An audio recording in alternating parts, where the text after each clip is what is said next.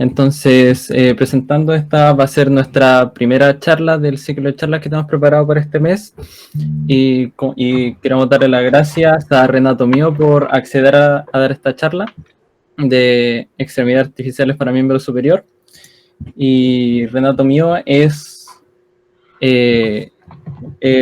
un investigador de Perú titulado en Ingeniería Mecatrónica de la Pontificia Universidad Católica de Perú, con un magíster en Ingeniería Biomédica del Imperial College London y investigador en el grupo de investigación biomecánica y robótica aplicada.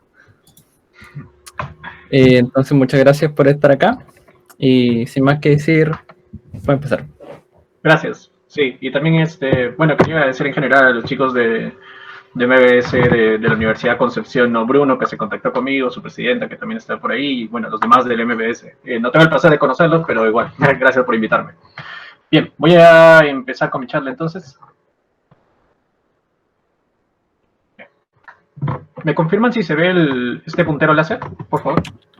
Sí, se ve. Ya, muchas gracias. Bueno, ya me presentaron un poco, entonces esto de acá lo voy a hacer un poco rápido, ¿no? Yo trabajo como investigador y profesor en la Pontificia Universidad Católica del Perú. No sé si han escuchado de esa universidad, es una universidad muy importante aquí en Perú. Mi maestría la hice en Ingeniería Biomédica y mi pregrado en Ingeniería Mecatrónica, ¿no? Entonces, por ahí me estoy especializando en lo que es en lo que se conoce la rama de biomecatrónica. Y trabajo principalmente en el área de prótesis robóticas de mano, ¿no? Esto lo hago en el aspecto de investigación, en ese grupo de nombre muy largo que mencionaron al inicio, ¿no? Por las siglas es GIRAP, ¿no? Robótica aplicada y biomecánica, es lo que vemos ahí. También tengo una empresa donde vendemos prótesis de bajo costo fabricadas por impresión 3D. Creo que eso también es algo que se hace allá en Chile. Mi empresa se llama Lab Bionics, estamos en redes sociales. Si quieren ver, voy a hablar un poquito más de lo que hacemos en la empresa también durante la charla. Bien, sin más que decir, entonces vamos a empezar hablando de lo que son extremidades artificiales, ¿no? Y aquí hay varias maneras o distintos tipos de prótesis de extremidades artificiales de las que podemos hablar, ¿no? Entonces, lo primero que uno piensa siempre son las prótesis externas, ¿no? En contraste con prótesis internas, que son los implantes de hueso, por ejemplo, ¿no? Entonces, hablamos aquí de prótesis externa, tanto de miembros superiores como inferiores. Podríamos tener también los brazos robóticos de asistencia. No sé si tal vez conocen, entonces los brazos robóticos de asistencia vienen a ser los que irían, por ejemplo, acoplados a una silla de ruedas para asistir a una persona que está en silla de ruedas en actividades de la vida diaria, ¿no? Y luego viene esta categoría de extremidades artificiales que es relativamente nueva, ¿no? Que son las extremidades robóticas supernumerarias. Voy a hablar de esto aquí. Estas son extremidades robóticas adicionales al cuerpo humano, ¿no? Entonces, esta no es una persona con amputación, no está reemplazando una extremidad con una prótesis, sino que es una extremidad adicional. Entonces, en la charla de hoy voy a hablar principalmente de prótesis de mano, prótesis de miembro superior y también de extremidades supernumerarias. Principalmente voy a hablar de eso, ¿no? Voy a empezar hablando de prótesis de miembro superior, entonces. Hay distintas maneras de clasificar las prótesis, ¿no? Podríamos ver las prótesis según si son pasivas, activas, y si son activas, qué tipo de propulsión utilizan, ¿no? Propulsión muscular o es la que se les dicen a veces prótesis mecánica o prótesis biomecánica, que no tienen actuadores, no tienen electrónica, ¿no? No tienen motores. Las mueve la persona con un arnés y un sistema de cables. O las que son de propulsión asistida. Y otra manera de clasificar las prótesis, en particular las de miembro superior, vendría a ser por el nivel de amputación, ¿no? Puede ser una amputación a nivel de los dedos, parcial de mano, a nivel de la muñeca, del antebrazo, del codo, del brazo, del hombro, ¿no? Entonces, hay diferentes maneras de clasificar las prótesis, ¿no? Voy a ir avanzando ahora con los tipos de prótesis, según si son pasivas o activas, y luego también vamos a ver según los niveles de amputación, ¿no? Para que más o menos puedan identificarlo fácilmente. Algo que no mencioné ahora justo al inicio de la charla, ¿no? Estoy yendo directo al tema de prótesis, no he hecho mucho un preámbulo porque me parece que ya han hecho antes otra charla sobre prótesis, entonces el día de hoy quería hablarles un poco más del aspecto de ingeniería directamente en las prótesis, pero también el aspecto científico, eso lo vamos a ver un poco más hacia el final. Entonces ahora voy a seguir hablando sobre los tipos de prótesis, ¿no? Primero que nada tenemos las prótesis pasivas o cosméticas, también se les dice que son prótesis que no se mueven, para empezar, son rígidas y no tienen alguna función más que la de reemplazar la apariencia de una extremidad perdida, ¿no? ¿Qué vienen a hacer estas de acá? Aquí tenemos ejemplo de prótesis cosméticas, por ejemplo, hasta el nivel del antebrazo, ¿no? Para una amputación a nivel del antebrazo o transradial, que es esta de acá. Es La amputación transradial es una de las más comunes que se ve, por cierto. Generalmente trabajamos, o muchos de los diseños de prótesis que van a encontrar están orientados a prótesis transradiales. Luego tenemos las prótesis activas, pero las que son por propulsión muscular, es decir, las que no tienen ningún tipo de actuador, ¿no? o de electrónica en ellas. Y aquí tenemos bastantes sistemas que generalmente funcionan con cables, que se acoplan al cuerpo con arneses, y las nuevas prótesis que salen, diseños de código abierto con impresión, que están hechos con impresión 3D, la gran mayoría son también prótesis mecánicas o por propulsión muscular. Esos modelos, por ejemplo, estas de acá, las convencionales, son modelos muy antiguos. Este de acá de Garfield no ha cambiado desde la Segunda Guerra Mundial, que fue cuando se creó por la demanda que había de prótesis, ¿no? Por los heridos de guerra. Recién en los últimos años, con la difusión de la impresión 3D, ya se han estado haciendo modelos de prótesis mecánicas mucho más estéticas, mucho más antropomórficas, que se parecen mucho a la mano, mucho más a la mano humana, ¿no? Y tenemos aquí prótesis, por ejemplo, bueno, este solo es la mano o dispositivo terminal de la prótesis. Esta de acá es una prótesis mecánica para nivel de amputación transhumeral por encima del codo, ¿no? Vean que va hasta el brazo. Y esta de aquí es para una amputación a nivel parcial de mano. La persona tiene parte de la mano aquí. Es decir, si tiene aún la muñeca, lo cual es importante, tiene este movimiento de flexión de la muñeca.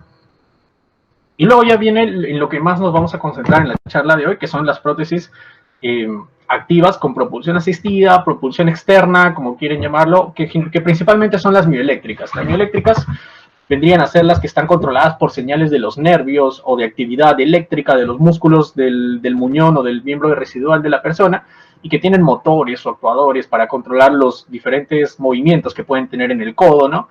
En el codo, en los dedos. Este de aquí es una prótesis mioeléctrica a nivel transradial, llega hasta el antebrazo, y este de acá es una prótesis mioeléctrica a nivel transhumeral, ¿no? Llega hasta el brazo por encima del codo. Y bueno, últimamente también se están creando más de las prótesis del tipo híbrido. Estas prótesis de tipo híbrido combinan un poco las prestaciones de una prótesis que es mecánica o de propulsión muscular con una prótesis de propulsión externa o una mioeléctrica, ¿no? Entonces podemos tener el caso de que una prótesis tenga un arnés y cables para tal vez controlar el codo o controlar la muñeca, pero sí hay motores para controlar, por ejemplo, los dedos de la mano, ¿no? Entonces están controlando la parte mecánica, la parte eléctrica. Puede darse el caso, aunque no es tan común, no es tan común. Lo más común es el caso anterior, lo que más se ve, al menos en investigación, y en muchos países van a ver más que nada prótesis mioeléctricas. Es el estándar también en prótesis comerciales. En prótesis comerciales, los más difundidos son estas prótesis mecánicas y estas prótesis mioeléctricas. Bien. Entonces, ahora aquí lo que quiero hablar es para qué nos sirve o cuál es el fin de una prótesis de miembro superior. Entonces, no es una tarea sencilla, no es una tarea trivial. Lo primero que tiene que hacer es recrear la función de la mano, ¿no? ¿Qué hace la mano? Desde el punto de vista biomecánico, nos ayuda a coger objetos, manipular objetos dentro de la mano, y así realizamos actividades de la vida diaria, distintamente, ¿no? Teclear en la computadora, abrir la puerta, coger un vaso con agua, todo lo que necesitamos, y además por el sentido del tacto que tenemos en la mano, también lo utilizamos para explorar. Si ustedes entran en una habitación que tal vez está oscura, van a estar probando con la mano, pasando la mano por la pared hasta que encuentran el interruptor, ¿no? Entonces, así es como la mano también tiene esta función de exploración. Esto de acá, solo esta línea es una función muy compleja de recrear de manera artificial, y por eso es que las prótesis de mano en realidad lo hacen de una manera muy simplificada, como vamos a ver después. Luego, lo otro que tienen que hacer las prótesis en general es reconocer la intención del usuario. Es decir, si un usuario de prótesis, una persona, quiere que la prótesis, los dedos de la prótesis se cierren, se tiene que cerrar cuando el usuario quiera y no tal vez 1, 2 o 3 segundos después, ¿no? Imagínense si todo el día, cada vez que quieren coger un objeto, tienen que esperar 5 segundos, eso no es práctico, ¿no? Y es algo que las prótesis y los que diseñan prótesis tienen que tomar en cuenta. Y bueno, está, por último, pero no menos importante, el aspecto estético, ¿no? Es importante restaurar la apariencia del miembro perdido. De hecho, hay muchas personas que han sufrido amputación que valoran, y por eso existen las prótesis cosméticas, a pesar de que hay tecnología muy avanzada, existen porque hay personas que solo les interesa restaurar la apariencia del miembro perdido de la manera más fidedigna posible. más allá de la funcionalidad, ¿no? Entonces, eso ya es un aspecto psicológico que depende de cada persona, de hecho, depende de cada paciente. Y justo para poder lograr cumplir con estas funciones que deben tener las prótesis de miembro superior, se necesita de una serie de disciplinas profesionales, distintas áreas del conocimiento convergen. Es un tema muy, muy complejo y también creo que por eso atrae a muchas personas a este tema, ¿no? de prótesis de mano, incluyéndome a mí. Entonces, desde el punto de vista de la ingeniería, como les decía antes, hay muchas cosas que podemos ver y creo que la mayoría del público el día de hoy deben estar más familiarizados con el lado de ingeniería. Podemos tener el aspecto del diseño mecánico, podemos tener el aspecto de la electrónica, del control, ¿no? Y ya que estamos hablando de biomédica, también necesitamos tener en cuenta el aspecto de medicina, fisiología, biomecánica de la mano, ¿no? Biomecánica es bastante importante, pero también, como les decía antes, hay otros aspectos adicionales, ¿no? Aspectos científicos, como la neurociencia, de lo que voy a hablar un poco más adelante. Y como les decía, también están las consideraciones psicológicas. Hay personas que tienen distintas preferencias con respecto a lo que se espera de una prótesis, tienen distintas expectativas. No sé si ustedes allá tienen una carrera que tenga que ver con diseño de producto. Acá en Perú tenemos una carrera que se llama diseño industrial y ellos ven bastante lo que tiene que ver con ergonomía y estética, lo cual va de la mano con todo lo anterior. Es un aspecto muy, muy importante. Incluso las personas que prefieren una prótesis funcional también les importa que sea ergonómico, que sea cómodo y que sea estético, que se vea bien. Y bueno, hay aspectos de ética también que están muy involucrados, como en cualquier trabajo que involucre humanos o a seres vivos, la ética está involucrada. Y voy a hablar un poco más de la ética hacia el final de la charla. Por ahora voy a ir pasando por estos aspectos o estas distintas áreas en el ámbito de prótesis, pero tengan en cuenta que también se aplica a las otras extremidades artificiales de las que voy a hablar, que son las extremidades robóticas supernumerarias.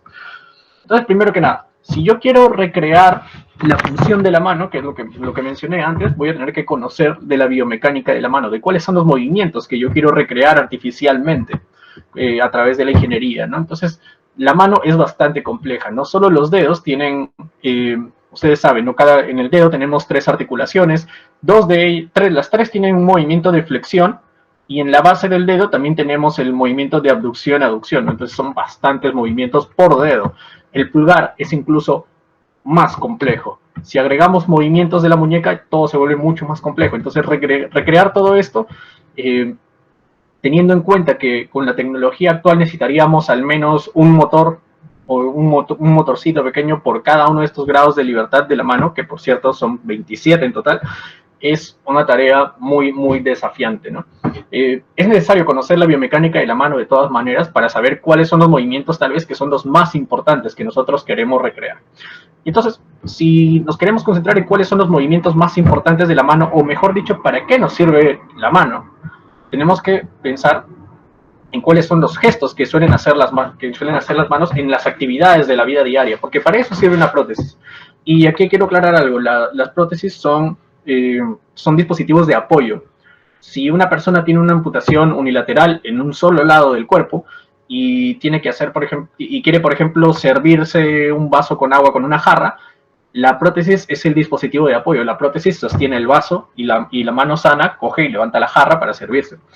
No al revés, ¿no? Entonces, así uno también se da cuenta de las limitaciones que tenemos en la tecnología. Bien, volviendo a esto, entonces, si nosotros queremos que la prótesis sea lo más útil posible para la persona, y en particular en actividades de la vida diaria. Y en actividades de la vida diaria lo que más se hace son estos gestos, ¿no? Hay distintos gestos que son gestos o tipos de agarre, que son las geometrías o la forma que toma la mano cuando cogemos distintos objetos. Entonces tenemos este agarre cilíndrico para agarrar objetos cilíndricos, esférico para agarrar objetos esféricos, lateral, muy importante para coger, puede ser tarjetas, puede ser la llave, ¿no? Al momento de entrar a su casa, ustedes giran el pulgar para presionar sobre la llave, ¿cierto? Este acá tiene más una función de comunicación, ¿no? Para indicar a una persona o por alguna dirección. Pero este agarre de pinza se le llama también. Agarre de pinza es muy importante. Es un agarre de precisión para coger objetos que son muy pequeños o manipular pero con una fuerza muy fina. Entonces, estos vendrían a ser los gestos principales que o agarres de la mano que uno quiere recrear con las prótesis. Y sabiendo que esto es lo que quieren hacer las prótesis, ya se puede simplificar mucho más el diseño, ya no es necesario tener tal vez los 27 grados de libertad de la mano, sino limitarlo a lo necesario para lograr estos gestos. Y si queremos imitar o que este dispositivo artificial tenga estos grados de libertad, lo hacemos con los mecanismos diversos tipos de mecanismos que existen hasta la fecha. Cada uno tiene ventajas, desventajas. No voy a profundizar mucho. Solo quiero que sepan que, existen mecanismos con cables que son lo más parecido al cuerpo humano, porque nosotros funcionamos con cables, que son los tendones, ¿no? Y entonces existen los mecanismos de cable, pero también existen los mecanismos de eslabones, que son bastante usados. No se parecen tanto o no están tan bioinspirados, pero son muy útiles, tienen muchas ventajas, y también se utilizan bastante los engranajes en todas sus variaciones, ¿no? Por ejemplo, aquí tenemos un tornillo sin filicorn. Entonces, este de acá es por el lado del aspecto de diseño mecánico, ¿no? Y ahora lo que me faltaría es electrónica. Necesito, y se ve aquí, ¿no? Si yo tengo todos estos mecanismos, pero ¿cómo los muevo? ¿Cómo muevo estos mecanismos? Necesitamos actuadores, y los que más se utilizan en prótesis de mano, aquí estamos entrando en electrónica, vienen a ser los micromotores. La mayoría de prótesis, y estoy hablando más que nada orientado hacia prótesis mioeléctrica, la mayoría de prótesis mioeléctricas utilizan micromotores, ¿no? Aquí tenemos ejemplos de micromotores DC de la marca Maxon, que creo que son los que se usan más en investigación, y los que tienen también las prótesis comerciales de empresas más famosas. Pero si tenemos actuadores, tenemos que controlarlos de alguna manera, tenemos que aplicar control, necesitamos sensores. Y para estos micromotores DC, los sensores que se suelen utilizar son los encoders, que van acoplados, son sensores de posición que van acoplados al motor, o también se utilizan sensores de efecto Hall, que son sensores que van generalmente alineados con la articulación de cada parte de la prótesis, ¿no? Por ejemplo, generalmente lo que hacemos nosotros es colocar un sensor de efecto Hall en la base de cada dedo, ¿no? Para saber cómo se está cerrando la mano, o medir cómo se está cerrando la mano. Y bueno, se pueden agregar también otros sensores para, por ejemplo, que la prótesis tenga un sentido del tacto, ¿no? Hay sensores de presión, como este sensor piezoresistivo, similar a los de las pantallas táctiles, ¿no? De los celulares, por ejemplo.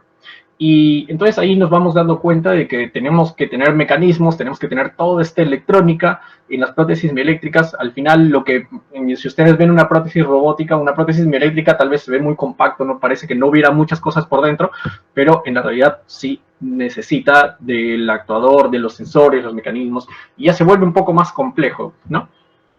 Pero hasta ahí, en realidad, solo se tiene un aparato, ¿no? Se tiene una mano robótica. Para que sea una prótesis, tiene que ser controlada por una persona, y una persona con amputación, ¿no? Y aquí la pregunta es clave, entonces, es cómo se detecta la intención del usuario.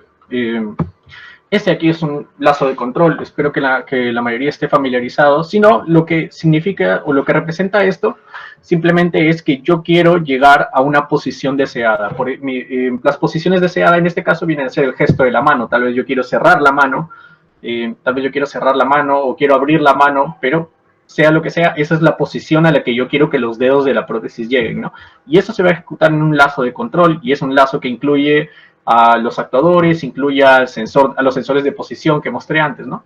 Pero la pregunta es cómo la prótesis sabe a qué posición quiero llegar yo, que viene a ser este X sub D de acá. Cómo la prótesis sabe a qué posición quiero llegar yo, y allí es donde en las prótesis mioeléctricas se utilizan los sensores de electromiografía. Sensores de electromiografía o sensores EMG. La electromiografía viene a ser la actividad eléctrica de los músculos. Se aplica sobre estas señales que se leen de los sensores EMG, se aplica procesamiento de señales. Aquí es donde más va la ciencia de la computación, el machine learning, inteligencia artificial, algoritmos de inteligencia artificial. Y básicamente se predice el gesto de la mano que una persona quiere hacer a partir de las señales EMG. Los sensores que se utilizan para adquirir las señales EMG son electrodos. Son electrodos que suelen ir sobre los músculos que controlan la prótesis, ¿no? En una persona amputada pueden ser los músculos del antebrazo, si es que es una amputación a nivel del antebrazo. Si una persona está amputada por encima del codo, se suele utilizar los músculos bíceps y tríceps, ¿no? Los músculos de aquí del brazo. Este de acá es un ejemplo de un dispositivo comercial no muy caro que se llama MyoWare. Son electrodos que también leen la actividad eléctrica de los músculos. Es decir, cuando esta persona contrae el músculo este sensor que tiene que estar colocado sobre la piel va a detectar una variación de voltaje, no muy grande, está en el orden de los milivoltios. Nosotros en el laboratorio también hemos diseñado de estos electrodos, hemos hecho la electrónica desde cero y nos ayuda esto a poder hacer una especie de, aplicando Machine Learning, precisamente lo que les decía, nos ayuda a hacer una correlación entre la señal que leen los electrodos y la fuerza real que una persona quiere hacer con cada dedo, ¿no? Con cada uno de los dedos. Al final, cuando uno ya aplica toda esta electrónica, aplica el algoritmo de control, ya se puede controlar una prótesis, ¿no? Entonces, lo que estamos viendo ahí es como una persona está utilizando este brazalete de acá, este brazalete que tiene electrodos, sensores MG, para tratar de detectar lo que quiere hacer y mandar esa señal a esta prótesis de aquí. Ahora noten que esa prótesis no la está usando una persona. Esa prótesis de momento es una mano robótica solamente.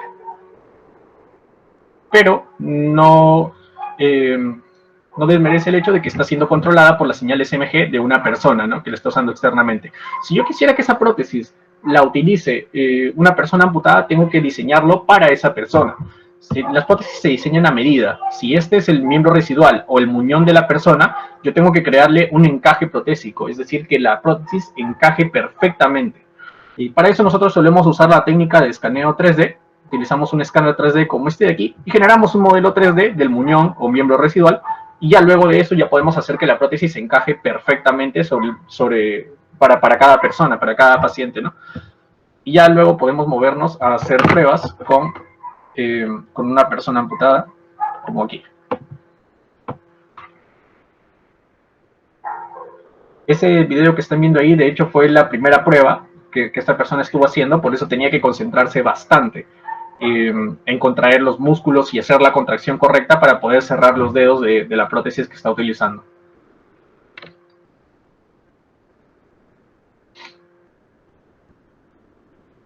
Y bueno, aquí, antes de pasar a otros aspectos de prótesis, quisiera hablar de lo que es la ergonomía, la estética en prótesis de mano, un poco del trabajo que nosotros hacemos. Lo ideal, como les había dicho, es que, bueno, para el encaje protésico, para el caso del encaje protésico, la prótesis siempre tiene que ser a medida de la persona. Lo que suele pasar en prótesis que ustedes tal vez encuentran en internet o las prótesis comerciales inclusive, es que estas tienen tallas. Puede haber una prótesis small, medium, large, o tal vez se pueden escalar si es que son de impresión 3D, pero se escalan proporcionalmente, simplemente la misma mano, más grande o más pequeña. No hay un grado de personalización muy alto. Y eso afecta el aspecto también de estética de las prótesis, ¿no? Para eso, nosotros, como parte de este emprendimiento que tengo que les había mencionado, tenemos un diseño personalizado de prótesis. Partimos, esto de acá, por cierto, es una prótesis por propulsión muscular o prótesis mecánica. Y partimos de un diseño base, que es este de aquí, y este diseño, esto está diseñado paramétricamente, lo que quiere decir que yo le puedo cambiar simplemente ingresando cifras, ingresando números, ingresando medidas, puedo cambiar tanto las medidas de los dedos como las medidas de la palma, ¿no? Y así puedo hacer que se parezca a diferentes manos, puedo hacer que automáticamente esto se actualice o se adapte a diferentes tamaños de mano para diferentes pacientes. Esto nos permite también disminuir costos en la parte, o ahorrar tiempos también en la parte de diseño, y así poder dar una mejor atención caso a caso, ¿no? Esto de aquí es lo que hacemos con nuestra empresa Lab Bionics, ¿no? Entonces ya podemos atender también tipos de amputaciones un poco particulares o complejas que pueden ser de parcial de mano o incluso de dedos individuales. La idea, eso sí, viene a ser que las personas puedan utilizar estas prótesis con facilidad, con relativa facilidad. Esa fue de una de las pacientes, ¿no? La primera vez que se puso la prótesis, esa es amputación parcial de mano, solo tiene que flexionar o doblar la muñeca para cerrar los dedos de la prótesis, y luego de practicar con ella, ya puede utilizarla para actividades de la vida diaria, como está en el video de la derecha, ¿no? Una actividad de la vida diaria muy simple, cocinar. Digo simple, pero en realidad la destreza que uno necesita con una prótesis es relativamente alta para poder hacer las tareas que se requieren cuando uno cocina, por ejemplo, ¿no? La paciente en este caso era costurera, también utiliza la prótesis para coser. Pero ¿cómo pasamos de un video al otro, ¿no? De cuando recién se pone la prótesis por primera vez hasta que ya la persona sabe utilizarla muy bien, como vemos en la derecha, ¿no? Y ahí es donde viene el aspecto de medicina o inclusive de terapia física, para ser más preciso, que tiene que ver con la terapia protésica. Entonces, cuando una persona ya tiene la prótesis, la persona sabe controlarla, bueno, aprendió recién a controlarla tal vez, pero ahora quiere usarla para actividades de la vida diaria o para el trabajo inclusive, entonces necesita pasar por un proceso de terapia protésica, tiene que entrenarse. Tiene que entrenarse. Y como parte de este entrenamiento también hay que ir en ciertos puntos de la terapia protésica, hay que hacerle evaluaciones a las personas, ¿no? Existen varios métodos de evaluación clínica para esto, que son métodos estandarizados, donde básicamente se le dice a la persona que haga una cierta tarea. Puede ser, por ejemplo, tener un tablero con objetos, pueden ser objetos cilíndricos, insertarlos en ranuras, moverlos de una parte a otra, y se le dice a la persona que lo haga en el menor tiempo posible. Si la persona está aprendiendo a utilizar la prótesis, al inicio se va a demorar, pero con la práctica lo va a hacer más rápido. Y cuando llega a cierto tiempo, se cree que la persona ya alcanzó la máxima destreza con la prótesis, está lista para utilizarla en su día a día y en cualquier tarea que desee, ¿no? Más o menos esa es la idea aquí en las fases de medicina o de terapia física de las prótesis. Ahora, nosotros a veces también hacemos pruebas sin pacientes amputados. Las hacemos nosotros utilizando distintas prótesis con lo que se conoce como simuladores de prótesis. Estos de aquí son simuladores, pero para prótesis mecánicas parcial de muñeca, las que diseñamos, ¿no? Entonces podemos hacer este test, que es el Box and Blocks. Podemos hacer ese test con dos diseños distintos de prótesis. El primero es el nuestro, el segundo es un diseño de código abierto que está en internet, se llama FlexiHand.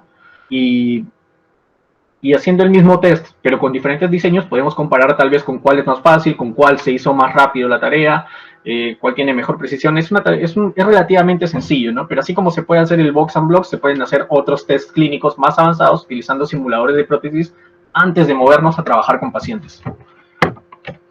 Bien, esto era casi todo lo concerniente que quería hablar con respecto a prótesis, y ahora voy a pasar al tema de extremidades artificiales. Me falta hablar del tema de neurociencia, y eso lo voy a hacer luego, hablando de extremidades artificiales en general, de prótesis y de extremidades supernumerarias. Ahora, ¿cuál es la idea detrás de las extremidades supernumerarias? Que también se les llama extrátesis, aunque este término todavía no es muy difundido, ¿no? Entonces, aquí, imagínense los brazos asistenciales que mostré al inicio. Imagínense que estuvieran unidos al cuerpo de una persona, así como está unido a una prótesis, ¿no? Aquí el brazo asistencial está unido a una silla de ruedas, pero ¿qué pasa si lo montas al cuerpo del usuario? Y entonces es cuando surge la idea de las extremidades supernumerarias o extrátesis también. Aquí, en este caso, no estamos hablando de una persona con alguna discapacidad o que requiere de asistencia, sino que se está buscando aumentar la capacidad humana. Aquí lo que se busca es que una persona con brazos robóticos adicionales pueda hacer lo mismo que dos personas trabajando juntas. Entonces, ahí se está aumentando a esa persona. Y se puede aplicar para muchas actividades. Entonces, por ejemplo, hay ejemplos a la fecha de brazos robóticos adicionales para tocar batería, simplemente tareas o actividades de la vida diaria, como mover un vaso, mover objetos del lugar sobre una mesa. Pero no está limitado solo a brazos adicionales, de hecho. También, si uno quisiera aumentar su capacidad de balance para alguna tarea o un trabajo específico, podría, y se está trabajando, en piernas robóticas adicionales, que es lo que ven aquí. E incluso ya no se están limitando tampoco a lo que son extremidades humanas, porque si se habla de balance, muchos animales lo suelen hacer, o suelen aumentar su balance o balancearse con colas. Entonces también se está trabajando en extremidades robóticas no humanas o no inspiradas en el cuerpo humano para diferentes aplicaciones. Y así como hay brazos, piernas supernumerarios, una cola, también existen los dedos supernumerarios. Y me voy a enfocar un poco más en esto porque es lo que más se parece, de hecho, o lo que tiene más en común con las prótesis de mano o prótesis de miembro superior. Entonces, la idea con los dedos supernumerarios es lo misma que con las extremidades, es buscar aumentar la capacidad humana, en particular que una sola mano aumentada con dedos robóticos adicionales pueda hacer lo mismo que hacen dos manos en colaboración, ¿no? Pero si lo haces con una mano y dedos robóticos adicionales, tienes otra mano libre para hacer otra tarea o para coordinar en una tarea mucho más compleja. Los dedos robóticos supernumerarios, por ejemplo, aquí tenemos uno en donde los dedos robóticos sostienen una tablet y la mano interactúa con la tablet, algo que tal vez normalmente solo se puede hacer con las dos manos, ¿no? Pero también se están utilizando para tareas de asistencia, no solo de aumentación. Entonces, por ejemplo, tenemos el caso de una persona hemiparética que ha sufrido un accidente cerebrovascular o un infarto cerebral y no tiene mucha destreza en su mano. Si quiere coger un objeto, tal vez no puede hacerlo o tiene que acercarlo a su pecho. Un dedo robótico adicional le podría servir como un pulgar adicional para coger objetos y realizar con más facilidad actividades de la vida diaria. La idea es que tenga un poco más de independencia. También se puede hacer. También se puede asistir a las personas con estos dedos supernumerarios. Al igual que en el caso de las otras extremidades que no necesariamente tienen que ser inspiradas en el cuerpo humano, también lo mismo sucede con los dedos. Tenemos este diseño de dedos supernumerarios que plantean una idea que debería funcionar mejor que los dedos humanos. Estos de aquí están modelados o diseñados inspirándose en las aletas de las focas, que tienen mucha destreza también.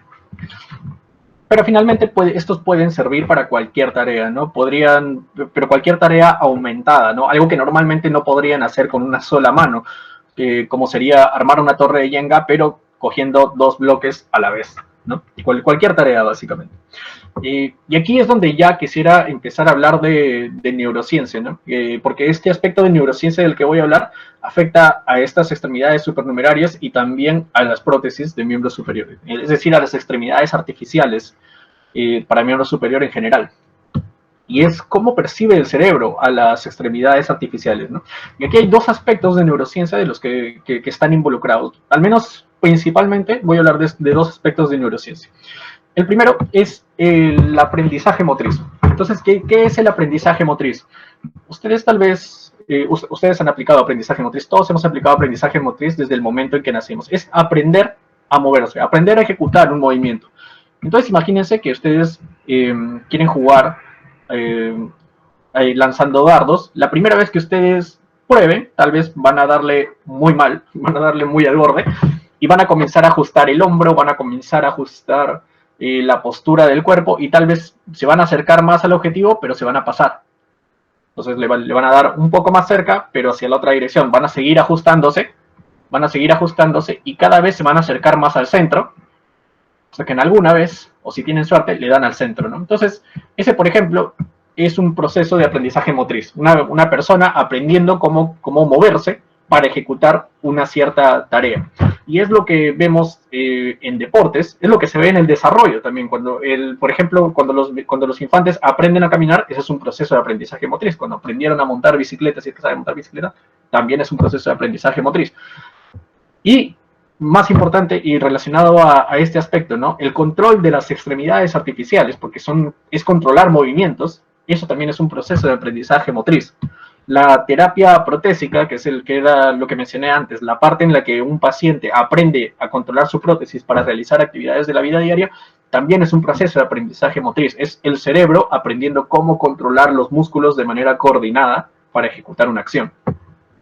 Entonces, esto es algo muy importante en el aspecto neurocientífico para extremidades artificiales, porque si nosotros estudiamos esto, podemos hacer que las personas aprendan a controlar las extremidades artificiales mucho más rápido y de una manera más eficiente. Se pueden diseñar programas de entrenamiento para esto también, ¿no? Bueno, este es uno de los aspectos de los que quería hablar. Y el otro aspecto de neurociencia relevante es embodiment. Estoy usando el término en inglés porque no encontré una traducción, no hay un término en castellano exacto que englobe a lo que es embodiment, pero su definición en español viene a ser la integración de un dispositivo ajeno al cuerpo al esquema corporal, lo cual sucede con las extremidades artificiales. Lo que yo quiero es que la persona que lo usa sienta que la extremidad es parte de su cuerpo y así lo usaría mejor. Esa es la premisa, en realidad, inicialmente, al menos en prótesis, porque si una persona percibe que la prótesis es parte de su cuerpo, significa que es un éxito, significa que la prótesis está bien diseñada, la han hecho bien, su sistema de control funciona muy bien, tanto así que la persona siente que reemplaza muy bien a su mano. En la realidad esto no llega a ser tan ideal, pero es lo que se busca. Y este embodiment tiene más de un aspecto o involucra varios aspectos.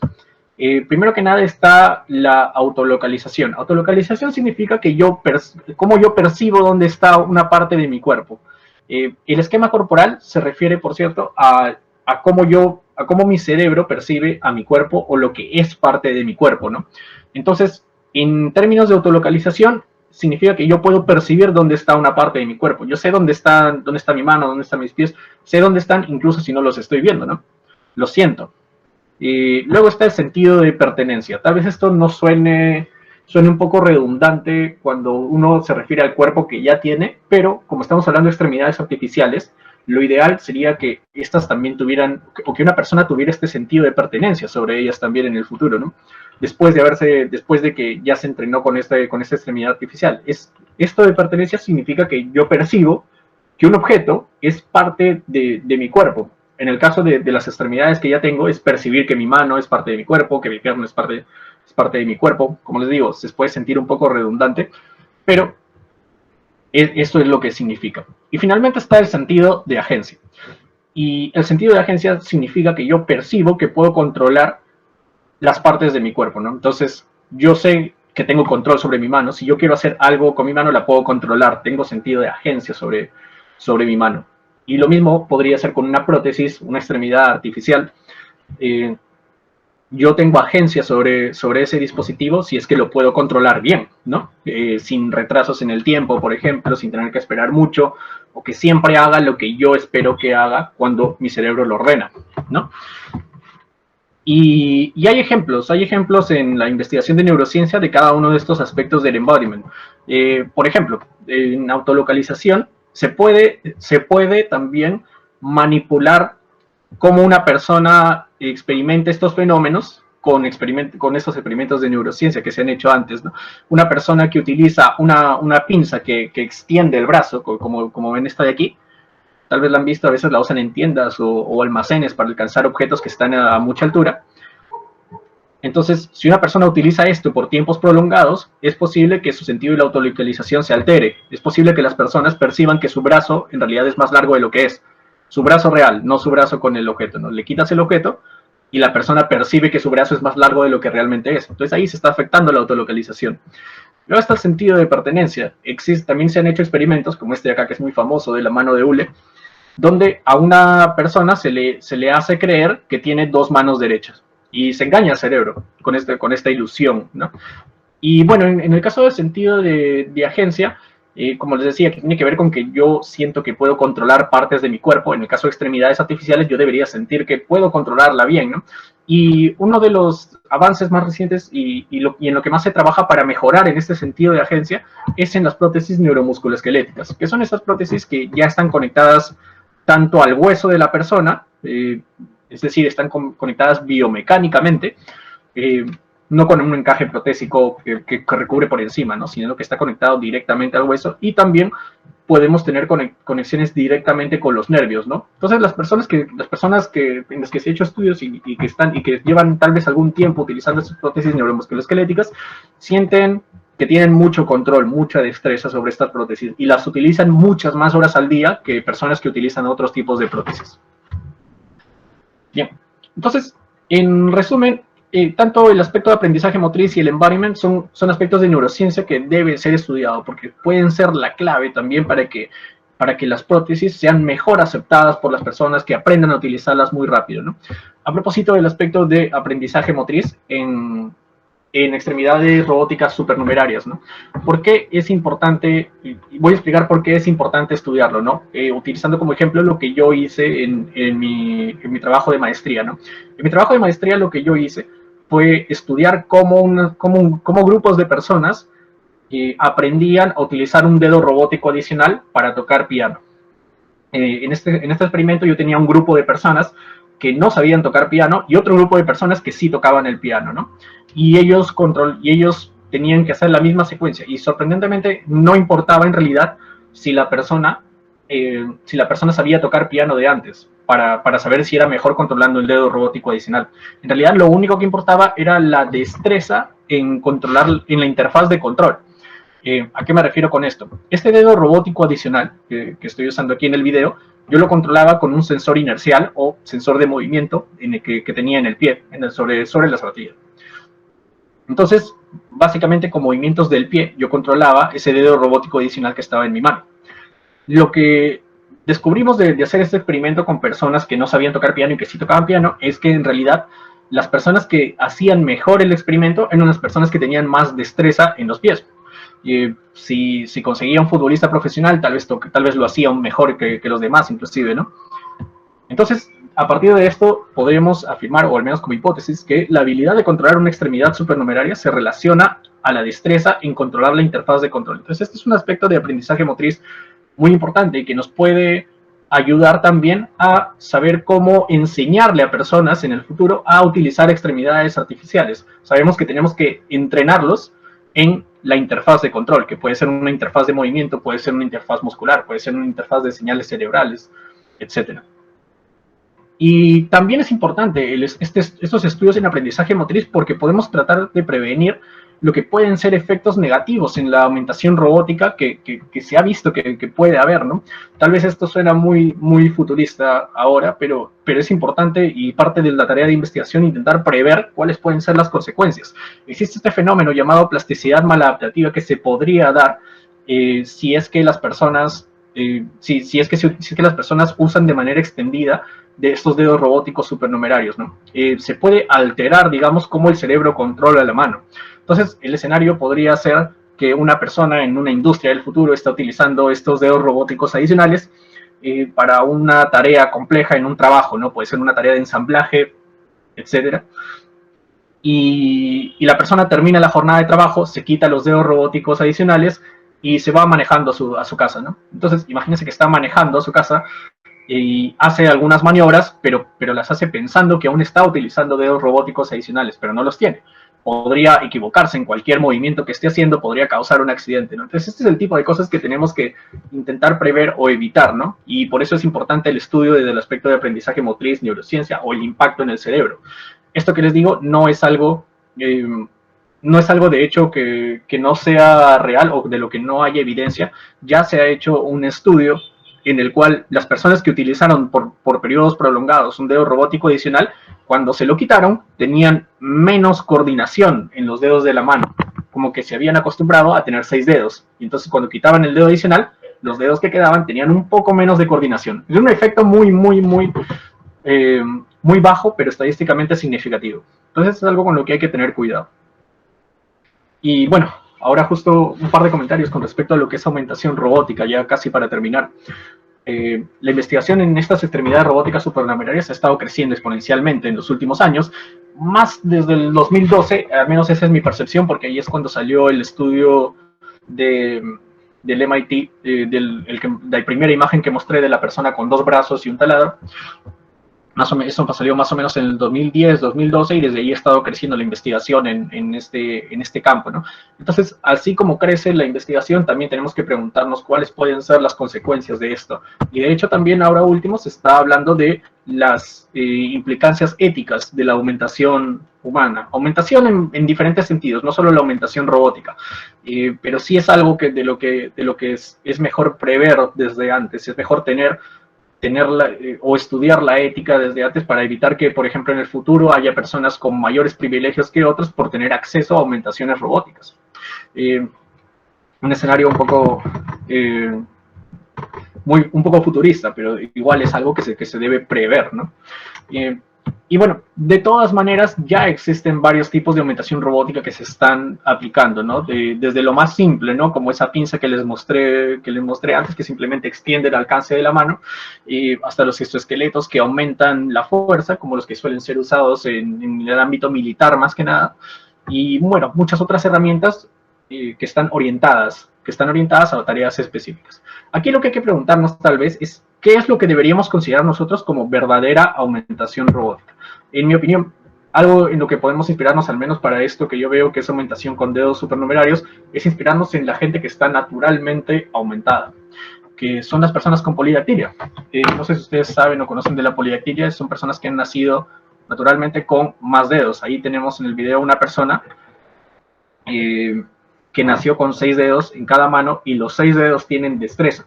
Esa persona se le ha hecho estudios también de resonancia magnética, por ejemplo, para ver el cerebro. Y y tiene, así como nosotros tenemos zonas para controlar cada uno de los 5 dedos de la mano, esa persona tiene zonas para cada uno de sus 6 dedos. Tiene huesos, músculos dedicados para los 6 dedos, ¿no? Es decir, ese dedo adicional es un dedo totalmente, que tiene esa persona en el video, es un dedo totalmente funcional. Probablemente puede escribir en el teclado mucho más rápido que lo que podría una persona normal, o con ventaja al menos por tener más dedos.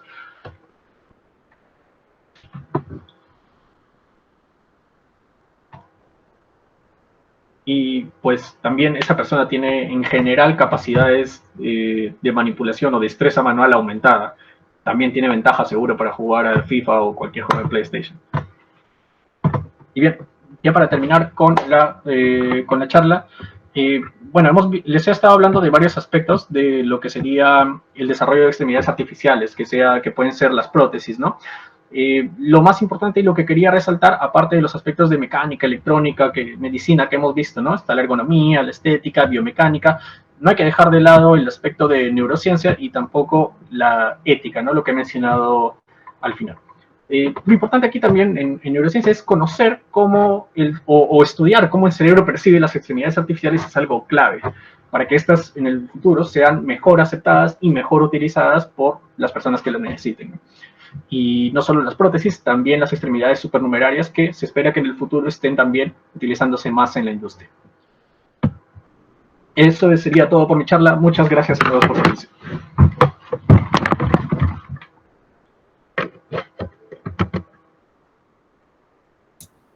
¿Aló? Sí, Hola, sí. Primero, muchas gracias, Renato, por la charla.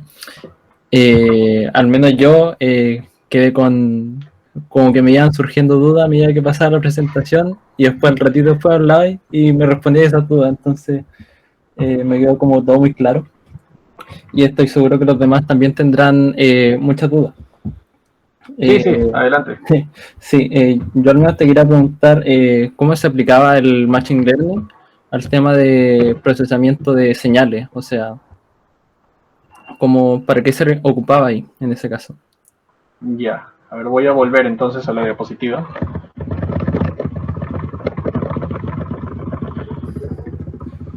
Mucho que volver. Una antes, creo. Sí, por ejemplo, acá, ¿no? Ya. No sé si ustedes alguna vez o están familiarizados con las señales MG o las señales mioeléctricas, pero son señales muy ruidosas. Entonces, lo que yo estoy leyendo de aquí es una señal muy ruidosa. Casi no se distingue nada, ¿no? Viene a ser como lo que está aquí a la derecha, básicamente.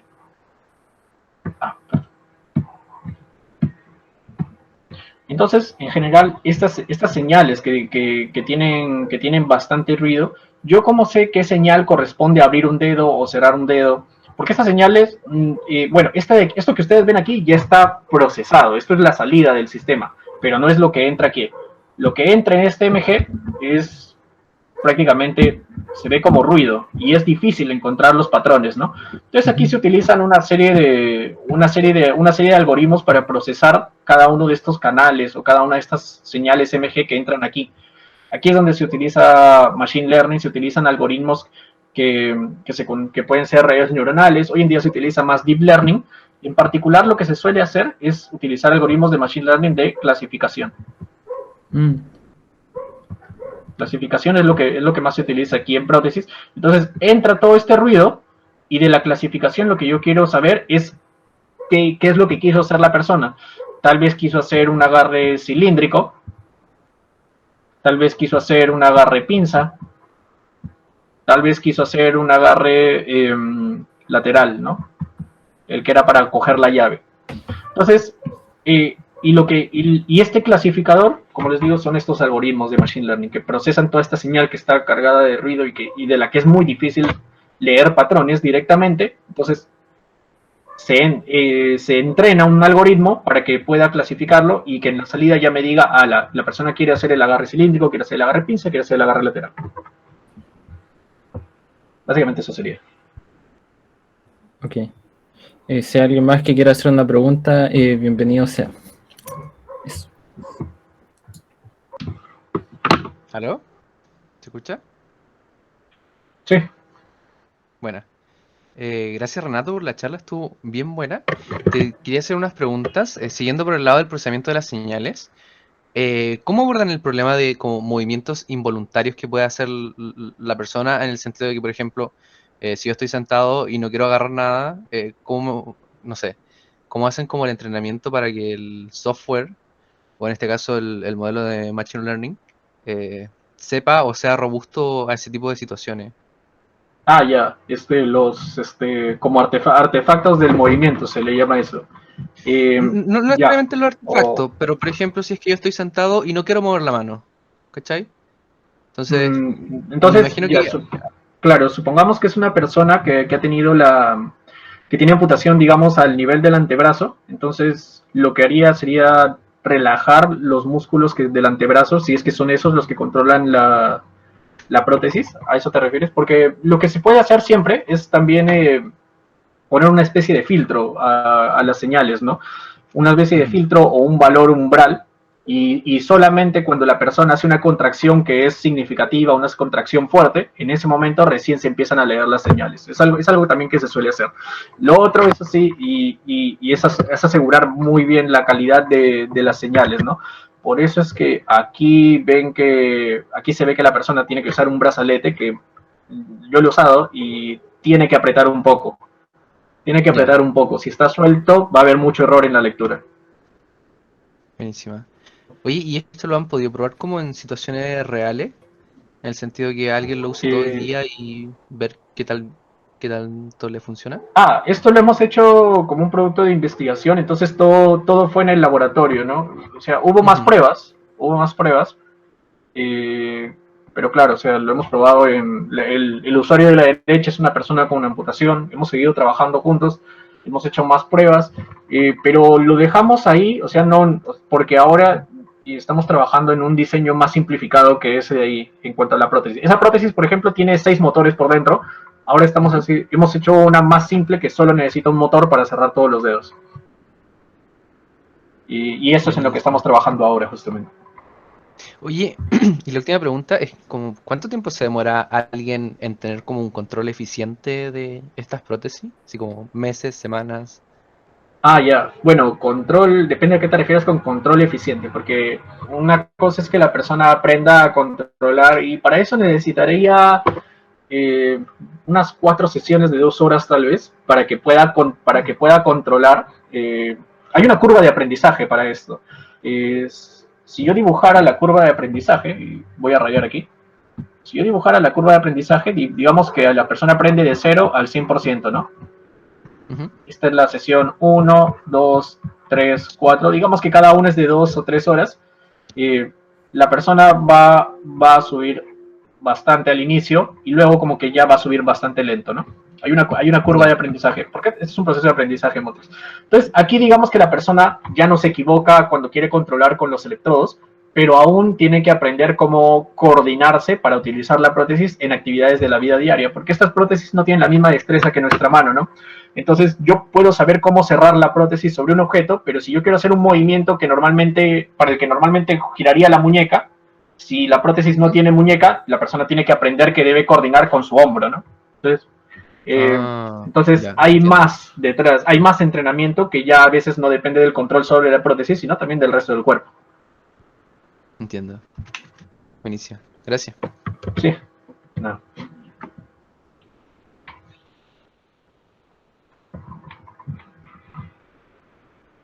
Hola, buenas. Sí, buenas. Eh, bueno, muy buena charla.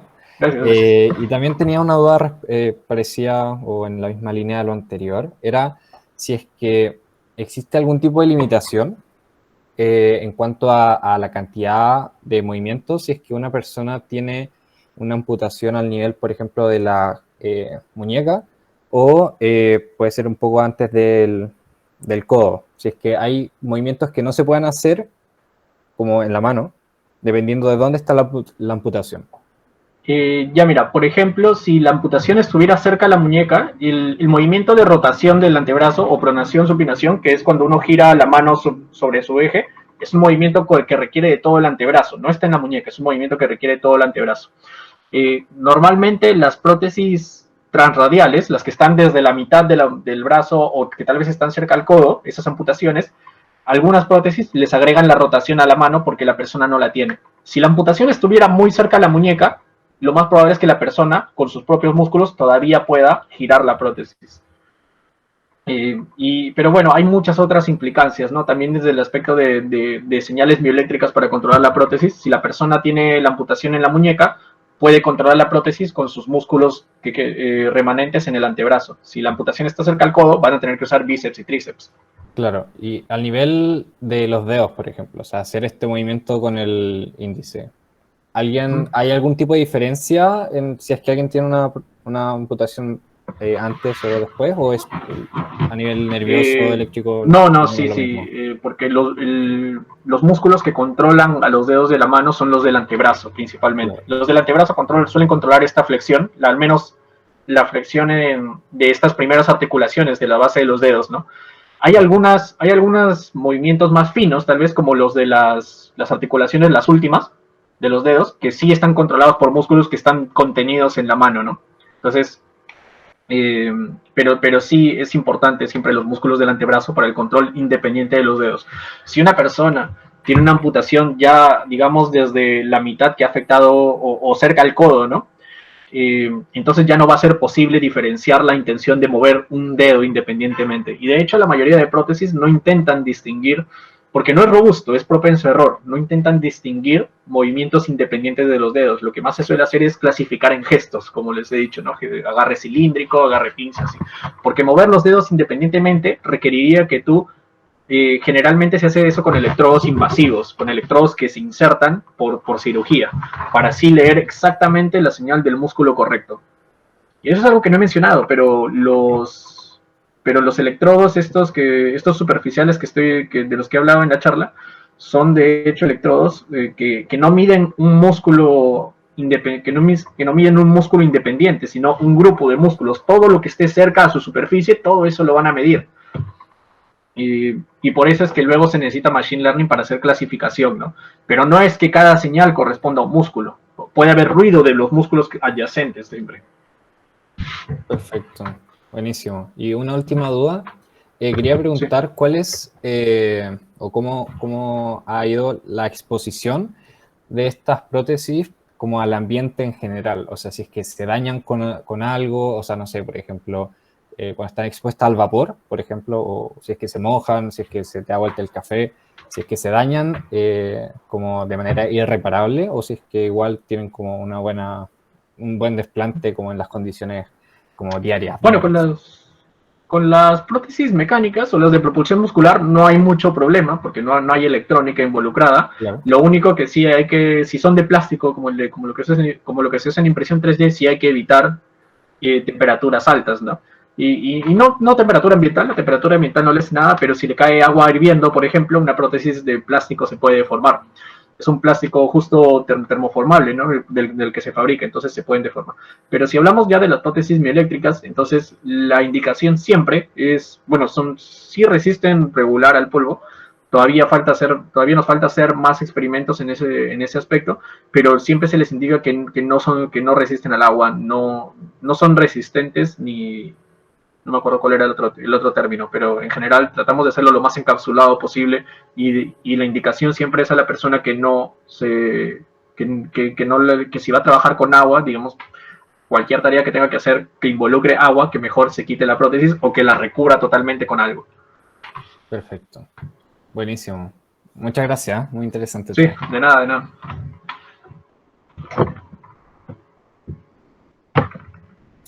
Hola, creo que nos queda tiempo para una última pregunta cortita, si es que alguien tiene una más. Y después tendremos que estar terminando esto. Eso.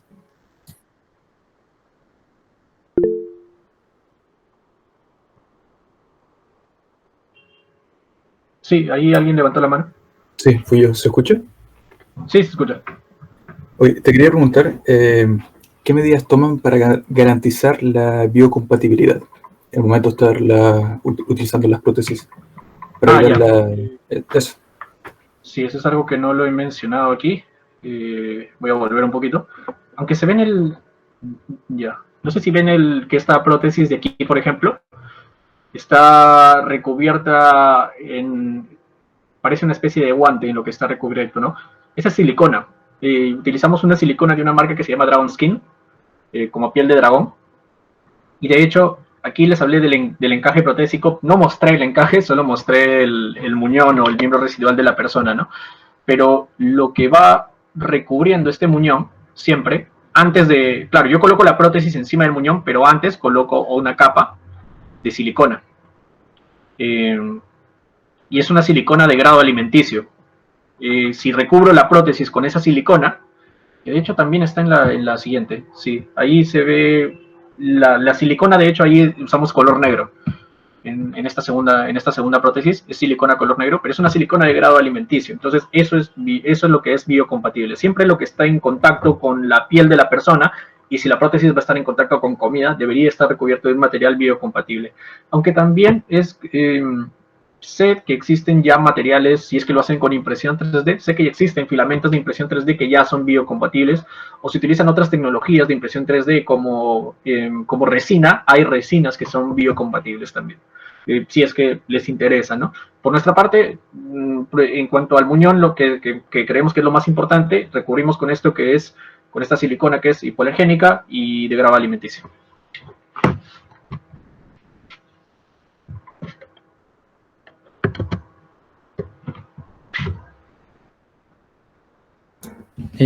Ok.